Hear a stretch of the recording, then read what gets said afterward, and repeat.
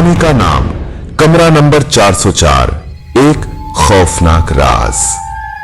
ये बात आज से करीब 25 साल पुरानी है। दिल्ली के एक पुराने इंजीनियरिंग कॉलेज में एडमिशन लेने आए 4 दोस्त राहुल, समीर, प्रिया और कबीर अपनी नई जिंदगी की शुरुआत करने जा रहे थे। उन्हें कॉलेज के पुराने हॉस्टल में कमरा मिला। हॉस्टल का नाम था शास्त्री भवन। बाहर से देखने पर बिल्कुल आम सा दिखने वाला यह हॉस्टल अंदर से जितना खामोश था उतना ही रहस्यमयी भी। पहले दिन ही उन्होंने नोटिस किया कि हॉस्टल के 4थी मंजिल पर जाने वाला रास्ता हमेशा बंद रहता है। वहां एक बोर्ड लटका था जिस पर लिखा था, यहां जाना सख्त मना है। किसी ने भी बिना अनुमति ऊपर जाने की कोशिश की तो उसे हॉस्टल से निकाल दिया जाएगा। समीर ने हंसते हुए कहा, भाई लगता है हॉरर मूवी का सेट है। कबीर बोला, सुना है कमरे नंबर 404 में कोई आत्महत्या कर चुका है, तभी उसे बंद कर दिया गया। राहुल ने बात को टालते हुए कहा, अरे ये सब बस डराने वाली बातें हैं, असल में कुछ नहीं होता। लेकिन धीरे धीरे अजीब घटनाएं शुरू होने लगी। रात में दरवाजे खुद ब खुद खुल जाते, सीढ़ियों पर किसी के चलने की आवाज आती, लेकिन कोई दिखाई नहीं देता। प्रिया को कई बार ऐसा महसूस हुआ जैसे कोई उसके कमरे में उसे घूर रहा हो। एक रात जब प्रिया अकेली थी तो उसने साफ साफ देखा कि एक परछाई उसके बेड के पास से गुजरी। घबराकर वो चिल्लाई, बाकी सब दौड़े आए, लेकिन कमरे में कोई नहीं था। अब इन चारों दोस्तों को यकीन हो चुका था कि हॉस्टल में कुछ तो गड़बड़ है। एक रात सबने तय किया कि इस रहस्य से पर्दा उठाना ही होगा। उन्होंने आधी रात को छुपते छुपाते 4थी मंजिल का रास्ता पकड़ा। वहां पहुंचते ही हवा ठंडी पड़ गई।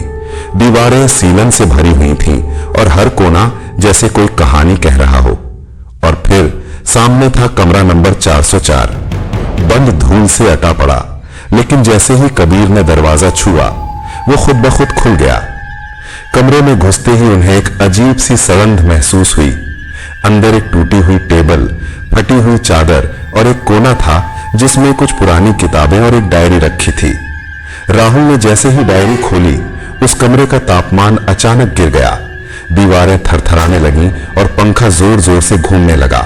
डायरी में लिखा था, मुझे उन्होंने मारा, मैंने आत्महत्या नहीं की, मेरी आत्मा यहीं कैद है, मुझे न्याय दो। सब एक दूसरे की तरफ देखने लगे। तभी कमरे के दरवाजे जोर की आवाज से बंद हो गए। अब वे सब अंदर फंस चुके थे। अचानक कमरे के एक कोने से एक साया निकला। उसका चेहरा झुलसा हुआ, आंखें गड्ढों जैसी काली, और वो एक एक करके सबकी तरफ बढ़ने लगा। सबसे पहले कबीर की आंखों से खून बहने लगा। वो जमीन पर गिर पड़ा।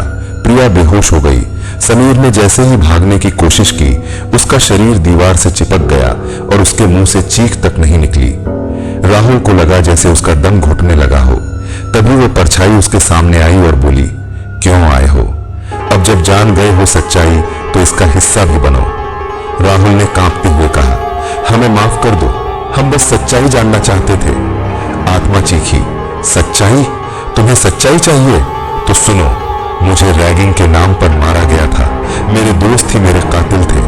कॉलेज ने मेरी मौत को आत्महत्या बता दिया, मेरा नाम मिटा दिया गया, लेकिन मेरी आत्मा यही है और जब तक कोई मुझे न्याय नहीं दिलाएगा मैं सबको खींचता रहूंगा इसी कमरे में। राहुल ने हिम्मत जुटाकर वो डायरी उठाई और बोला, मैं तुम्हारी कहानी सबको बताऊंगा, दुनिया को बताऊंगा कि तुम्हारे साथ क्या हुआ। उस आत्मा ने एक पल के लिए उसकी आंखों में देखा, फिर सारा कमरा तेज रोशनी से भर गया। एक जोरदार धमाके के साथ सब कुछ शांत हो गया। सुबह जब हॉस्टल के लोग आए तो देखा कमरा नंबर 404 खुला हुआ था। अंदर सिर्फ राहुल बेसुध पड़ा था। कबीर कोमा में चला गया। प्रिया का दिमागी संतुलन बिगड़ चुका था और समीर का कहीं कोई सुराग नहीं मिला।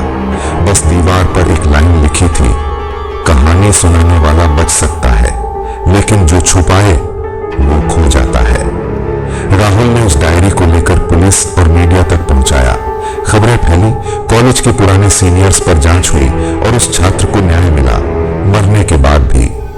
आज भी शास्त्री भवन में कमरा नंबर 404 बंद है, लेकिन कहते हैं अगर कोई बिना इजाजत उस दरवाजे को खोले तो वो आत्मा फिर से जाग उठती है और अगली कहानी उसी की बनती है।